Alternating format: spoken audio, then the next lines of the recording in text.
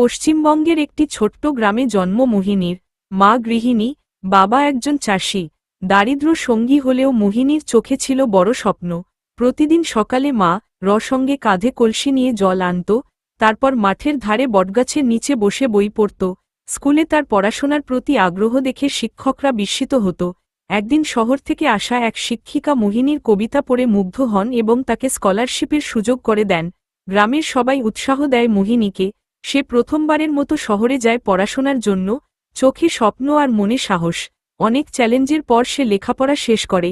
কয়েক বছর পর মোহিনী গ্রামে ফিরে আসে একজন স্বনামধন্য লেখিকা হিসেবে। তার লেখা গল্পে উঠে আসে গ্রামীণ জীবনের ছবি, নারীদের লড়াই ও স্বপ্ন। মোহিনী এখন শুধু এক গ্রামের মেয়ে নয়, হয়ে উঠেছে হাজারো মেয়ের অনুপ্রেরণা, যারা সীমাবদ্ধতার মধ্যেও স্বপ্ন দেখতে জানে এবং সাহসে ভর করে তা ছুঁয়ে ফেলে।